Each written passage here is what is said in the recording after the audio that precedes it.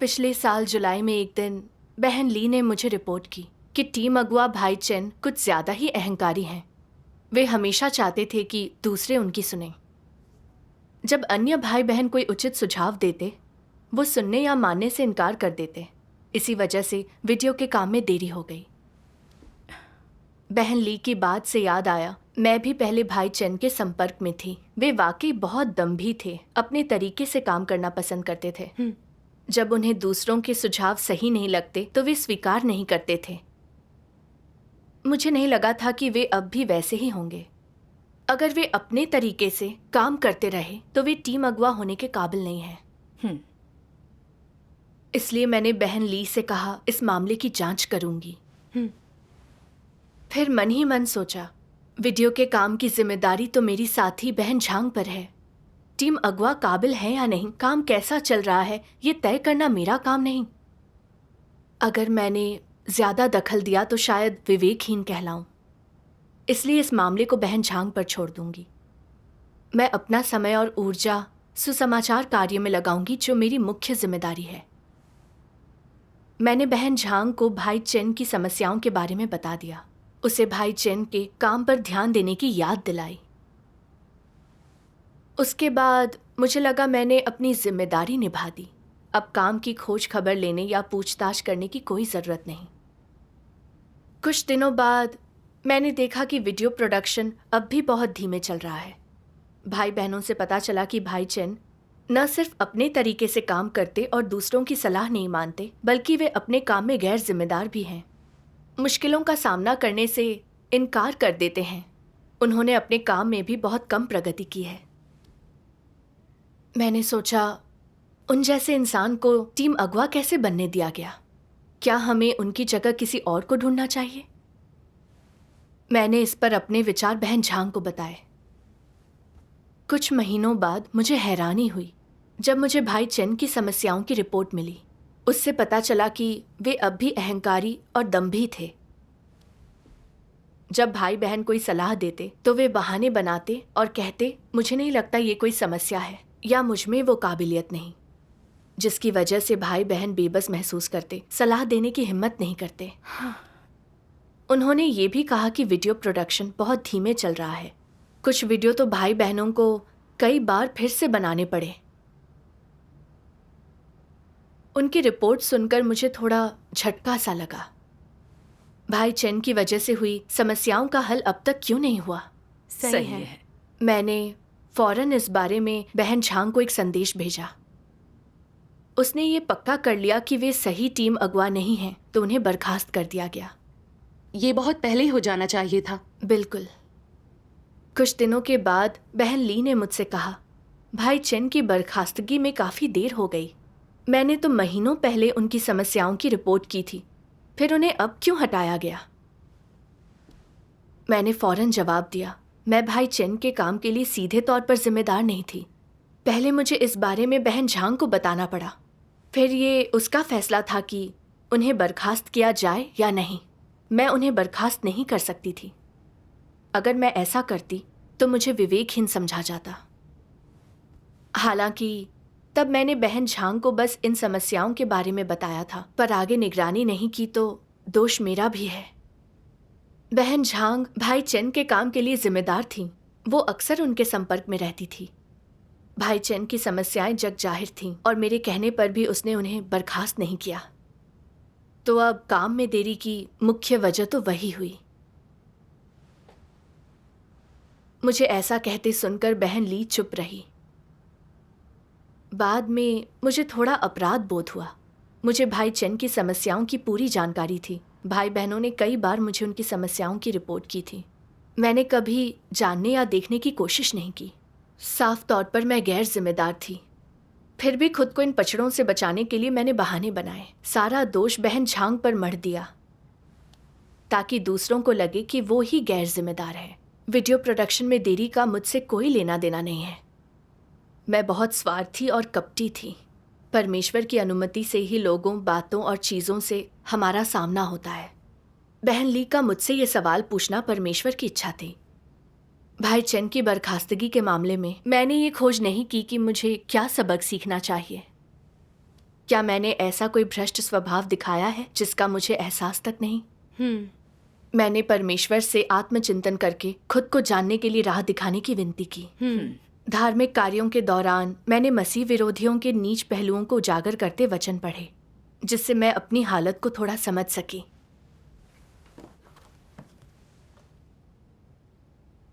मसीह विरोधियों की मानवता की स्वार्थपरता और नीचता कैसे प्रकट होती है? उनके रुतबे और प्रतिष्ठा को जिससे लाभ होता है, उसके लिए जो भी जरूरी है उसके करने या बोलने का प्रयास करते हैं, और वे स्वेच्छा से हर पीड़ा सहन करते हैं। लेकिन जहाँ बात परमेश्वर के घर द्वारा व्यवस्थित कार्य से संबंधित होती है या परमेश्वर के चुने हुए लोगों के जीवन के विकास को लाभ पहुँचाने वाले कार्यों से संबंधित होती है, वे पूरी तरह इसे अनदेखा करते हैं। यहाँ तक कि जब कुकर्मी सभी प्रकार की बुराइयां कर कलीसिया के कार्य को बुरी तरह प्रभावित करते हैं, तब भी वे आवेगहीन और उदासीन रहते हैं। और अगर कोई किसी कुकर्मी के बुरे कर्मों के बारे में जान जाता है और इसकी रिपोर्ट कर देता है, तो वे कहते हैं कि उन्होंने कुछ नहीं देखा और अज्ञानता का ढोंग करने लगते हैं। मसीह विरोधी किसी भी कार्य में परमेश्वर के घर के हितों का विचार नहीं करते। वे केवल इस बात पर विचार करते हैं कि कहीं उनके अपने हित तो प्रभावित नहीं हो रहे। वे केवल अपने फायदे के काम के बारे में सोचते हैं। उनके लिए कलीसिया का मुख्य कार्य बस खाली समय में करने वाला काम होता है। वे उसे गंभीरता से नहीं लेते। वे केवल उथले प्रयास करते हैं, अपनी चलाते हैं और केवल अपनी स्थिति बनाए रखने का काम करते हैं। उनकी नज़र में परमेश्वर के घर द्वारा व्यवस्थित कार्य, सुसमाचार प्रचार और परमेश्वर के चुने हुए लोगों का जीवन प्रवेश महत्वपूर्ण नहीं है। अन्य लोगों को काम में जो भी कठिनाइयां हों, वे जिन भी मुद्दों की पहचान कर रिपोर्ट करें, उनके शब्द कितने भी ईमानदार हों, मसीह विरोधी इन बातों पर ध्यान नहीं देते, मानो ये उनके लिए बेकार हों। वे कलीसिया के गंभीर मामलों से भी उदासीन रहते हैं। समस्या सामने होने पर भी वे अनिच्छा और लापरवाही से उसमें हाथ डालते हैं। जब उच्च सीधे उनसे निपटता है, समस्या सुलझाने का आदेश देता है, तभी वे बेमन से थोड़ा बहुत काम करके ऊपर वाले को अपना काम दिखाते हैं। उसके तुरंत बाद वे फिर अपने धंधे में लग जाते हैं। वे कलीसिया के काम और व्यापक संदर्भों के प्रति उदासीन और बेखबर रहते हैं। जिन समस्याओं का उन्हें पता लग जाता है, उन्हें नज़रअंदाज कर देते हैं। समस्याओं के बारे में पूछने पर वे लापरवाही से जवाब देते हैं और बहुत ही बेमन से उनकी तरफ ध्यान देते हैं। ये स्वार्थ और नीचता का प्रकटीकरण है ना? जहाँ भाई बहन होते हैं और जहाँ परमेश्वर काम करता है, ऐसे स्थानों को परमेश्वर का घर या कलीसिया कैसे नहीं कहा जा सकता।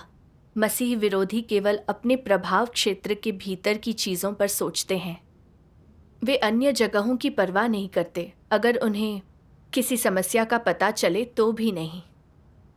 इससे भी बुरा है कि जब कुछ गलत हो जाता है जिससे नुकसान होता है, तो वे ध्यान नहीं देते। ये पूछने पर कि इसे अनदेखा क्यों किया, वे ये कहते हुए बेतुकी भ्रांतियां पेश करते हैं।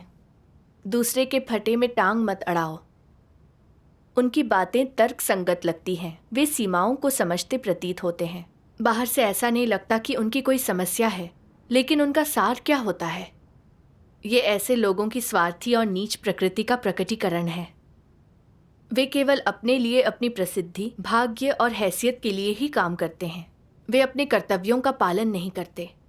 ये मसीह विरोधियों की मानवता की एक और ठेठ विशेषता है। वे स्वार्थी और नीच होते हैं। आमीन।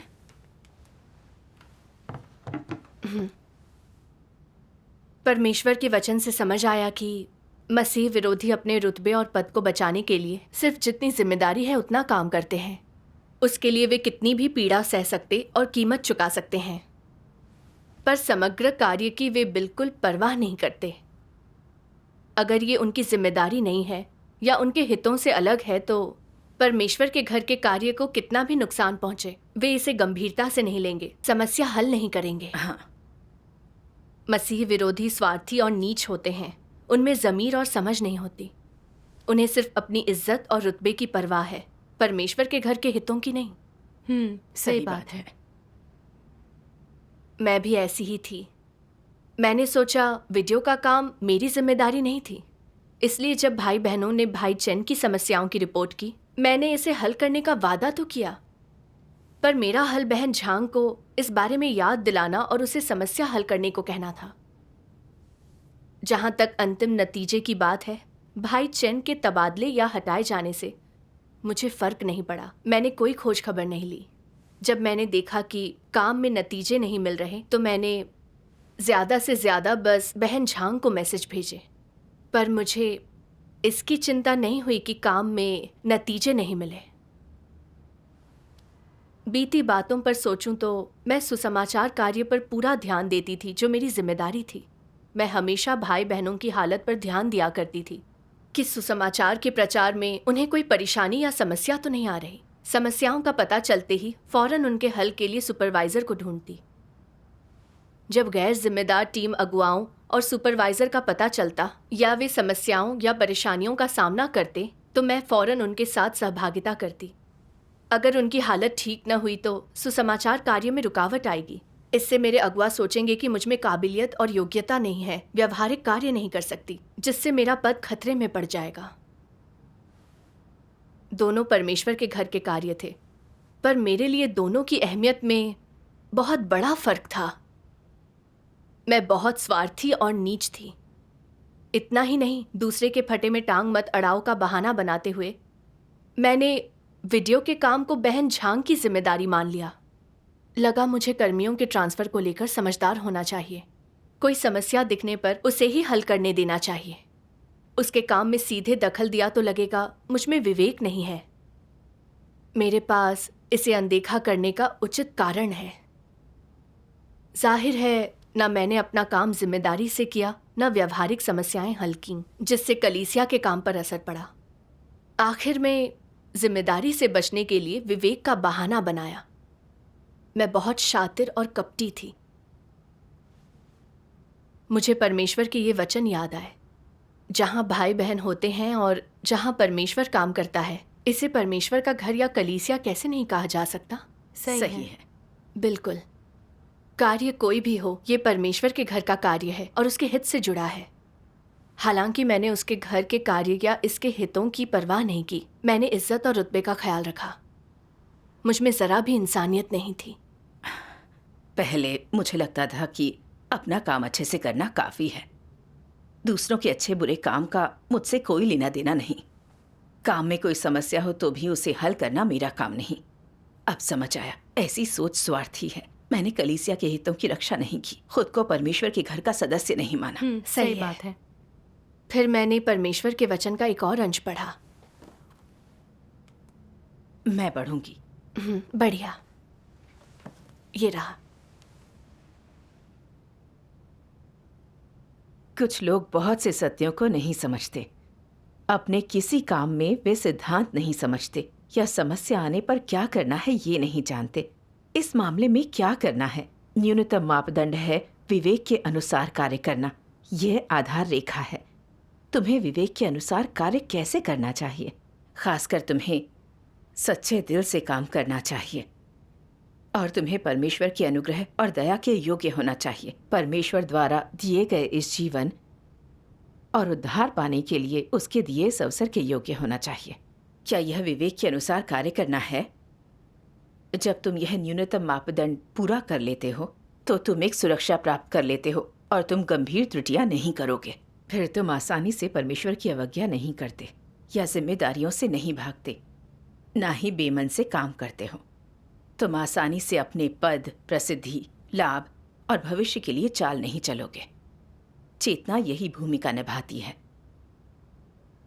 विवेक और सूझबूझ दोनों ही व्यक्ति की मानवता के घटक होने चाहिए। ये दोनों सबसे बुनियादी और सबसे महत्वपूर्ण हैं। वह किस तरह का व्यक्ति है जिसमें विवेक नहीं है और सामान्य मानवता की सूझबूझ नहीं है? सीधे कहा जाए तो उसमें मानवता नहीं है, बहुत ही खराब मानवता है। अधिक विस्तार में जाएं तो ऐसा व्यक्ति किस लुप्त मानवता का प्रदर्शन करता है। विश्लेषण करो कि ऐसे लोगों में कैसे लक्षण पाए जाते हैं और वे कौन से विशिष्ट प्रकटन दर्शाते हैं। वे स्वार्थी और निकृष्ट होते हैं। स्वार्थी और निकृष्ट लोग लापरवाही करते हैं। जो उनसे सीधे संबंधित नहीं होता उससे वे अलग रहते हैं। वे परमेश्वर के घर के हितों या उसकी इच्छा की परवाह नहीं करते। उनमें परमेश्वर की गवाही देने या कर्तव्य करने की जिम्मेदारी नहीं होती। ना ही उत्तरदायित्व की भावना होती है। वे अपने कर्मों के बारे में क्या सोचते हैं?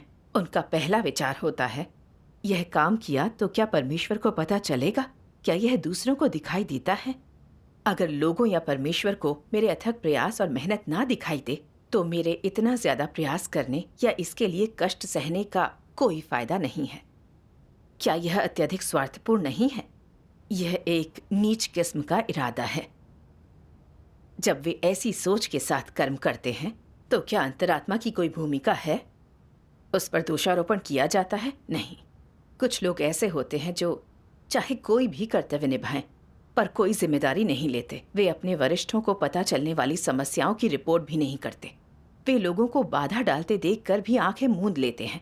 जब वे दुष्ट लोगों को बुराई करते देखते हैं तो वे उन्हें रोकने की कोशिश नहीं करते। वे परमेश्वर के घर के हितों पर ध्यान नहीं देते, ना ही इस बात पर कि उनका कर्तव्य और जिम्मेदारी क्या है।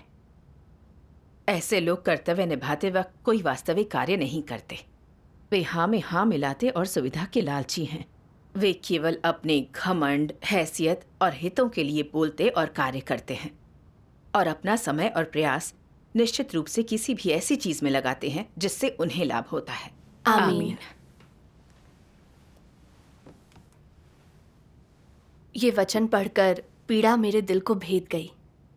समझदार इंसान परमेश्वर के दायित्व पर विचार करता है, परमेश्वर की चिंताओं को बांटता है, अपना सब कुछ ईश गृह के लिए देता है।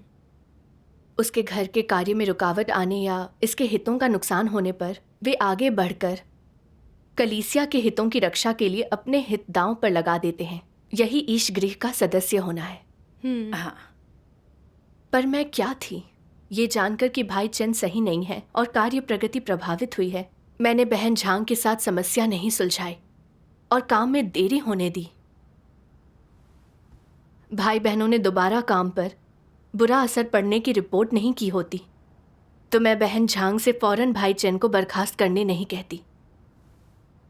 भाई चंद को बर्खास्त किया गया, पर कई महीनों की देरी के बाद ऐसे में कर्मियों और संसाधनों के नुकसान की भरपाई कैसे होगी? परमेश्वर ने मुझे बतौर अगुआ कर्तव्य निभाने का मौका दिया।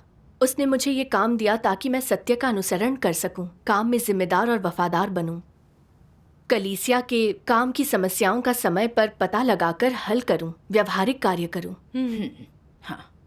मगर मैं इन शैतानी विषयों के अनुसार जीती रही, जैसे चीज़ों को प्रवाहित होने दें यदि वे किसी को व्यक्तिगत रूप से प्रभावित न करती हों। अपना काम करो, दूसरों के मामले में दखल ना दो और जितनी कम परेशानी उतना ही बेहतर। मैंने सिर्फ अपने काम पर ध्यान दिया। जब बात मेरे हितों, इज्जत और रुतबे से जुड़ी ना होती तो मैं उनकी परवाह बिल्कुल नहीं करती। मुझे लगता इसमें समय देने और कीमत चुकाने पर भी आखिर में मुझे कोई फ़ायदा नहीं होगा। मैंने सिर्फ अपनी इज्जत और रुतबे की रक्षा की, परमेश्वर के परिवार के कार्य की नहीं। परमेश्वर के घर का नुकसान होते देखकर भी मैंने ध्यान नहीं दिया, मदद नहीं की। मैं बहुत स्वार्थी, घटिया और विवेकहीन थी। असल में मैंने वही किया जो साफ तौर पर मेरा काम था, अपनी जिम्मेदारियां भी निभाई। पर मैंने जो भी किया वो सत्य पर अमल करने या परमेश्वर को संतुष्ट करने के लिए नहीं, बल्कि अपनी इज्जत, रुतबे और निजी हितों की रक्षा के लिए किया। परमेश्वर इसे मंजूरी या स्वीकृति नहीं देगा कि मैं उसके घर की सदस्य हूं। अगर मैं देर सवेर पश्चाताप करके नहीं बदली तो परमेश्वर अपने विरोध के कारण मुझे हटा देगा। बिल्कुल। अगर हम परमेश्वर के घर के काम की नहीं, सिर्फ अपने हितों की रक्षा करें, जरा सी भी जिम्मेदारी न समझे, तो चाहे कितना भी काम करे परमेश्वर उसे मंजूर नहीं करेगा। सही है। ये एहसास होने पर मैंने परमेश्वर से प्रार्थना करके पश्चाताप करना चाहा। कहा कि अब मैं स्वार्थी और नीच बनकर अपने काम में सिर्फ अपने हितों की नहीं सोचूंगी। फिर मैंने अगुवाओं की जिम्मेदारी पर परमेश्वर की सहभागिता के बारे में सोचा। उनमें से एक है, कार्य निरीक्षकों और महत्वपूर्ण कार्यों के लिए जिम्मेदार लोगों की स्थितियों से अवगत रहो और आवश्यकता अनुसार उनका काम या उन्हें बदलो, ताकि लोगों के गलत उपयोग से होने वाला नुकसान कम किया जा सके, कार्य की दक्षता और प्रगति की गारंटी दी जा सके। परमेश्वर के वचन के 2 और अंशों ने मुझ पर गहरा असर डाला। आइए एक वीडियो देखते हैं। ठीक है।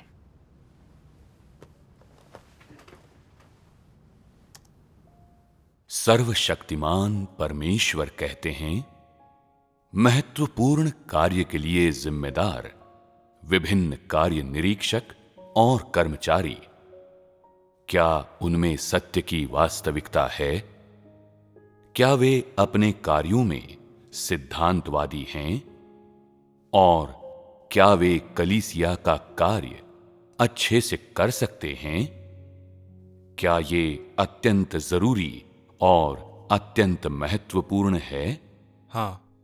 अगर अगुआ और कार्यकर्ता विभिन्न कार्यों के प्रभारी मुख्य निरीक्षकों की स्थिति की सटीक समझ प्राप्त करते हैं और कर्मियों में उपयुक्त समायोजन करते हैं, तो ये प्रत्येक कार्य के कार्यक्रम पर पहरा देने जैसा है। ये अपनी जिम्मेदारी और कर्तव्य पूरा करने के बराबर है।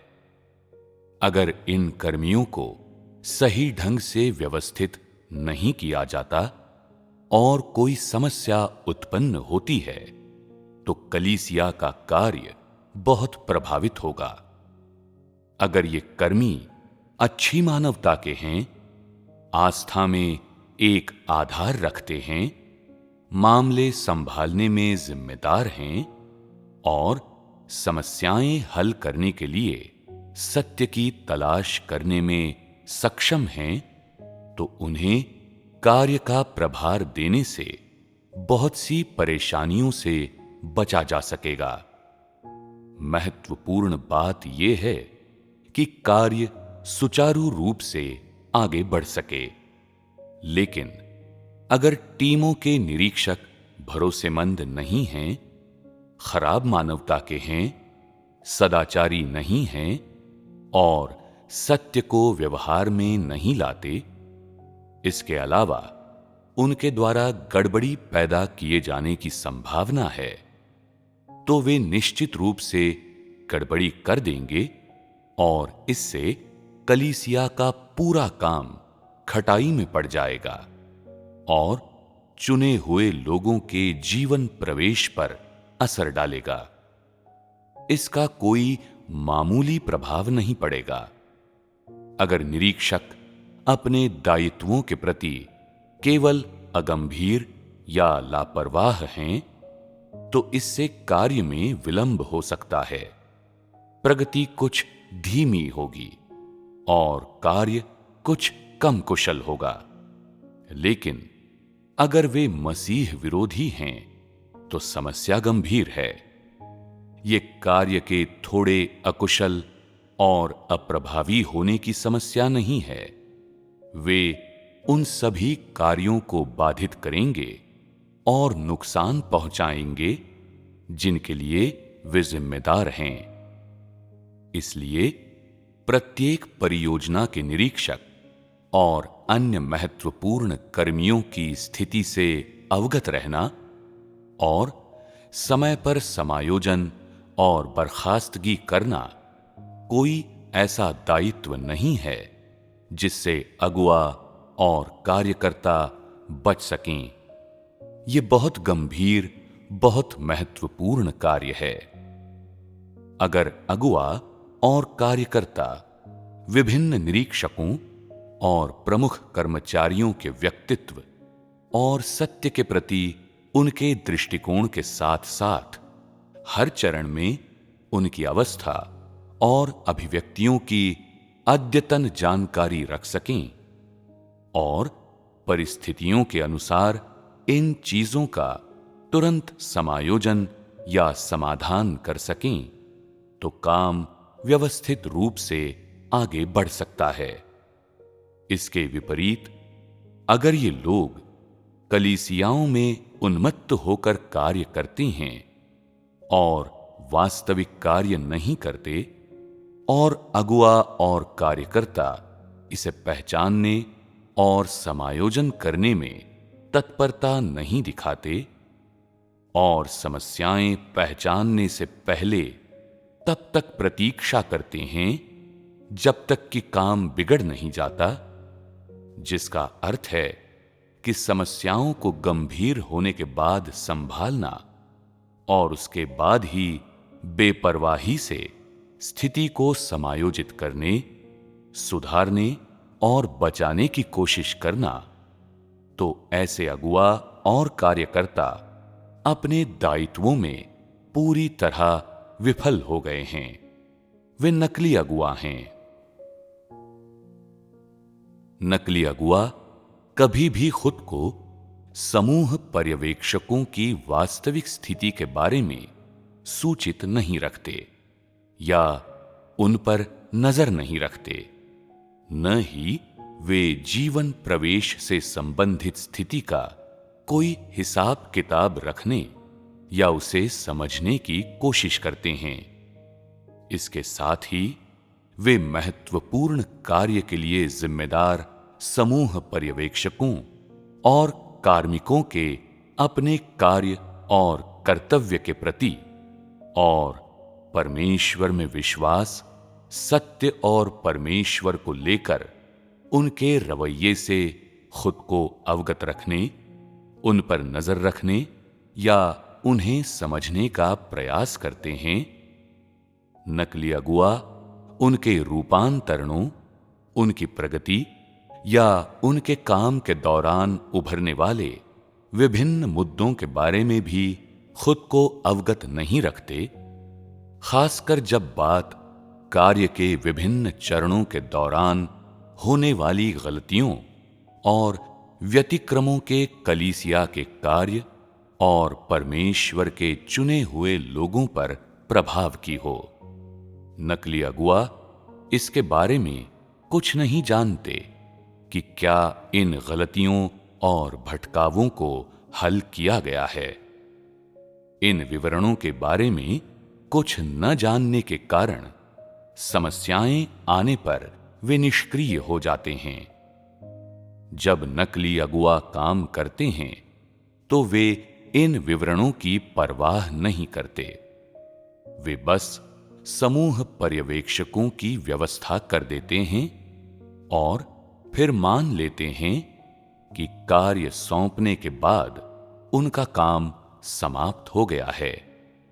वे मानते हैं कि इसके साथ ही उनका काम खत्म हो गया है और बाद में होने वाली किसी भी समस्या का उनसे कोई लेना देना नहीं है। चूंकि नकली अगुवा हर समूह के पर्यवेक्षकों के पर्यवेक्षण, मार्गदर्शन और आगे की कार्रवाई में विफल रहते हैं, चूंकि वे इन क्षेत्रों में अपनी जिम्मेदारियां पूरी करने में विफल रहते हैं, इसलिए कार्य बर्बाद हो जाता है। अगुवा या कार्यकर्ता के रूप में लापरवाह होने का यही अर्थ है। परमेश्वर इंसान के अंतरतम सत्व को देख लेता है। लोगों में ये क्षमता नहीं होती, इसलिए जब वे कार्य करते हैं तो उन्हें अधिक सावधान होना पड़ता है और उन्हें अधिक ध्यान देना चाहिए और चीजों पर नजर रखने और निरीक्षण और मार्गदर्शन करने अक्सर वहां जाना चाहिए जहां कार्य किया जा रहा है, क्योंकि ऐसा करने के द्वारा ही वे सुनिश्चित कर सकते हैं कि कलीसिया का काम सामान्य रूप से आगे बढ़ रहा है। निस्संदेह झूठे अगुवा अपने काम में गैर जिम्मेदार होते हैं। वे शुरू से ही गैर जिम्मेदार होते हैं जब वे काम की व्यवस्था करते हैं। वे कभी निरीक्षण नहीं करते, आगे की कार्रवाई नहीं करते और मार्गदर्शन प्रदान नहीं करते। परिणाम स्वरूप कुछ निरीक्षक समस्त प्रकार की समस्याएं सामने आने और मामले संभालने में अक्षम होने के बावजूद निरीक्षक बने रहने दिए जाते हैं। अंत में कार्य में बार बार विलंब होता है, समस्त प्रकार की समस्याएं अनसुलझी रह जाती हैं और कार्य बर्बाद हो जाता है। ये नकली अगुवाओं द्वारा निरीक्षकों की स्थिति समझने निरीक्षण और आगे की कार्रवाई करने में विफलता का परिणाम है। ये पूरी तरह से नकली अगुवाओं द्वारा कर्तव्य की उपेक्षा करने के कारण होता है।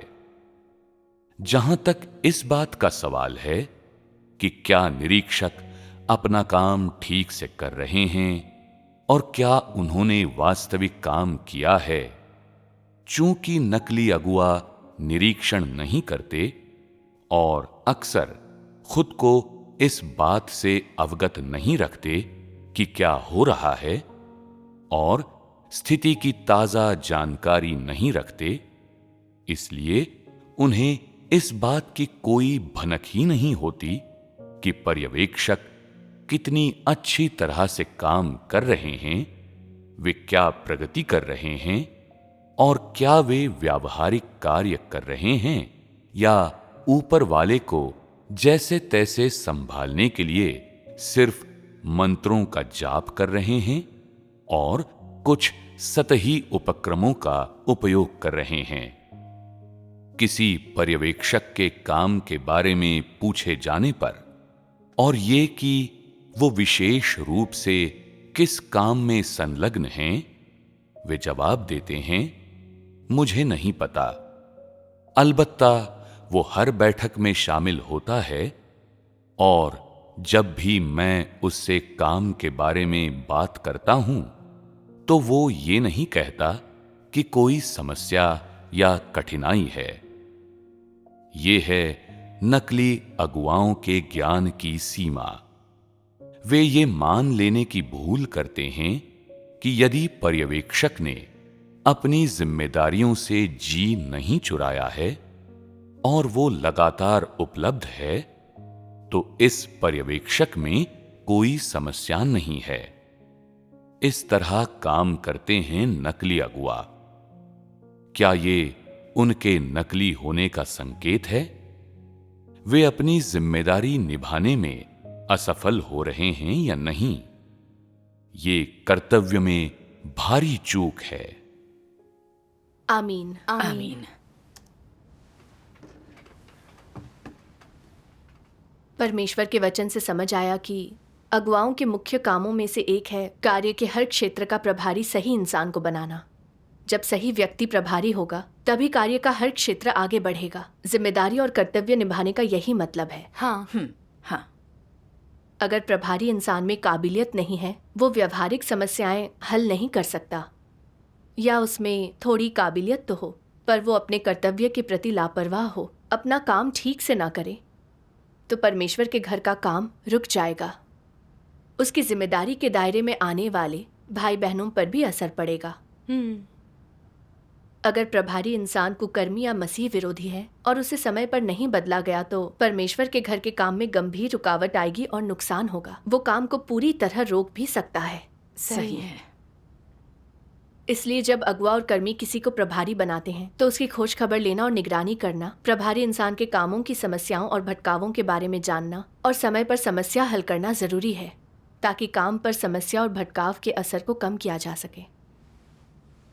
जिस प्रभारी में काबिलियत नहीं है, जो व्यवहारिक कार्य नहीं कर सकता, उसे भी बर्खास्त कर देना चाहिए ताकि काम सामान्य रूप से आगे बढ़ सके। यही एक अगुआ की जिम्मेदारी है। सही है। अनुपयुक्त प्रभारी के काम पर असर डालने, भारी नुकसान पहुंचाने का इंतजार करते रहे तो ये कर्तव्य से पल्ला झाड़ना होगा। हम झूठे अगुआ कहलाएंगे। सही कहा। मैं भाई चेन के काम के लिए सीधे तौर पर जिम्मेदार नहीं थी, पर कलीसिया अगुआ होने के नाते जब भाई बहनों ने मुझे समस्याएं बताईं तो परमेश्वर के घर के कार्य की रक्षा के लिए निगरानी रखना मेरी जिम्मेदारी थी। पर मैंने गैर जिम्मेदार रवैया अपनाते हुए इसे अनदेखा कर दिया, जिससे समस्या देर से हल हुई और काम का नुकसान हुआ। क्या ये एक झूठे अगुआ वाला बर्ताव नहीं था? साथ ही मैंने बहन झांग के बारे में सोचा। वो भाई चेन के कार्य की प्रभारी है, हमेशा उनके संपर्क में रहती है। इस दौरान मैंने कई बार उसे भाई चेन की समस्याएं याद दिलाईं। क्या उसने उनके हालात की खोज खबर ली या पूछताछ की? उसने ऐसा किया होता तो पता चल जाता कि वो टीम अगुआ बने रहने लायक नहीं है। तो उसने भाई चेन को क्यों नहीं बदला? अगर उसे पता था कि भाई चंद में समस्या है तो क्या वो उन झूठे अगुवाओं में से नहीं जिन्हें परमेश्वर ने उजागर किया? सही है। इसलिए मैंने संदेश भेजकर बहन झांग से पूछा। उसने कहा कि वो भाई चंद को पहचान ही नहीं पाए। मेरी बात उसने गंभीरता से नहीं ली और भाई चंद के प्रदर्शन की जांच पड़ताल नहीं की। उसने व्यवहारिक कार्य नहीं किया, असली समस्याएं हल नहीं की। क्या ये गंभीर लापरवाही नहीं थी? हाँ, तभी मेरी अगुवाओं ने बहन झांग के बारे में 2 मूल्यांकन भेजे। उनमें लिखा था कि बहन झांग में दायित्व की भावना बिल्कुल नहीं है, समय पर काम की खोज खबर नहीं लेती है, जिससे काम की प्रगति पर बहुत बुरा असर पड़ा था। ये समस्याएं देखकर भी उसने आत्मचिंतन नहीं किया। वो अक्सर बैठकों में ऊँघती है। इन्हें पढ़कर मुझे और भी लगा कि बहन झांग एक झूठी अगुवा थी। मुझे पता था भाई चेन के मामले में मैं स्वार्थी, नीच और गैर जिम्मेदार थी। उन्हें समय पर बर्खास्त न करने से वीडियो प्रोडक्शन में देरी हुई। अब मैं बहन झांग की स्पष्ट समस्याओं को अनदेखा नहीं कर सकती। सही बात है। मुझे परमेश्वर के वचन याद आए। तुम चाहे जो भी कर्तव्य निभा रहे हो, सत्य के सिद्धांतों के अनुसार कार्य करना ही सच में अपनी जिम्मेदारी पूरी करना है। इंसानी ढंग से बेमन से कार्य करना जल्दबाज होना है। सत्य के सिद्धांतों को कायम रखना ही कर्तव्य और जिम्मेदारी को निभाना है। और जब तुम अपनी जिम्मेदारी पूरी करते हो तो क्या ये निष्ठा की अभिव्यक्ति नहीं है? ये अपने कर्तव्य के प्रति निष्ठा की अभिव्यक्ति है।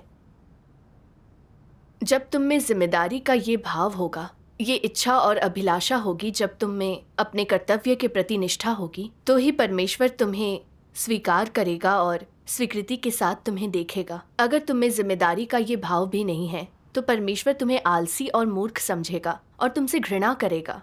मानवीय दृष्टिकोण से इसका अर्थ है तुम्हारा अनादर करना, तुम्हें गंभीरता से न लेना और हिकारत से देखना। आमीन। परमेश्वर के वचन बिल्कुल स्पष्ट हैं। जो अपने कर्तव्य के प्रति गंभीर और जिम्मेदार रवैया रखते हैं, जो कड़ी मेहनत करते हैं, सिर्फ वे ही अपना कर्तव्य वफादारी से निभाते हैं। हाँ। कुछ लोग अगवा होकर भी व्यवहारिक कार्य नहीं करते, हर काम में गैर जिम्मेदार होते हैं, लापरवाही और ढिलाई के साथ जैसे तैसे काम करते हैं। इनमें न तो अच्छी इंसानियत होती है, न ही वे भरोसेमंद होते हैं। वे विश्वास के लायक नहीं। परमेश्वर को ऐसे लोगों से नफरत है। सही बात है। परमेश्वर के वचनों से मुझे अभ्यास का मार्ग भी मिला। कलीसिया के काम में समस्याओं से सामना होने पर मुझे फौरन छानबीन करते हुए सिद्धांतों के अनुसार काम करना चाहिए, अपनी जिम्मेदारियां और कर्तव्य निभाना चाहिए। यही परमेश्वर की इच्छा है। बिल्कुल। हाँ। अब भाई बहनों ने रिपोर्ट कर दी कि बहन झांग व्यावहारिक काम नहीं करती। अगर ये सही है तो कलीसिया के काम की प्रगति पर ही असर नहीं पड़ेगा, बल्कि ये भाई बहनों के जीवन प्रवेश को भी नुकसान पहुंचाएगा। बहन झांग कैसे काम करती है, इस बात की मुझे फौरन जानकारी लेनी होगी। सिद्धांतों के आधार पर मूल्यांकन करना होगा कि वो अगवा होने लायक है या नहीं। मामले पर चर्चा करने मैं अपने अगुवाओं के पास गई। उन्हें भी बहन झांग के बर्ताव के बारे में अभी अभी पता चला था। हमने मिलकर रिपोर्ट की पुष्टि की तो पता चला कि उसकी समस्याओं की रिपोर्ट सही थी। वो झूठी अगवा थी जो लगातार व्यवहारिक काम करने में विफल रही। हमने उसी दिन उसे काम से बर्खास्त कर दिया। इस तरह अभ्यास करके मुझे पहले से ज्यादा सुकून मिला। परमेश्वर का धन्यवाद। परमेश्वर का धन्यवाद। इस अनुभव से मैंने जाना कि मेरी प्रकृति बहुत स्वार्थी थी। मैं परमेश्वर के साथ एकचित नहीं थी, सिर्फ अपने हितों की सोचती थी। मैं अब भी परमेश्वर की अपेक्षाओं को पूरा नहीं कर पाई। परमेश्वर के वचन के न्याय और उजागर किए गए तथ्यों के बिना मैं कभी अपनी कमियों को नहीं जान पाती, कभी सच्चा पश्चाताप करके खुद को बदल नहीं पाती। साथ ही मुझे ये समझ आया कि जिम्मेदार और वफादार होते हुए परमेश्वर के घर के हितों की रक्षा करना ही ज़मीर, इंसानियत और परमेश्वर की मंजूरी पाने का तरीका है। इससे ही हमें शांति और खुशी मिलती है। बिल्कुल। परमेश्वर का धन्यवाद। परमेश्वर का धन्यवाद।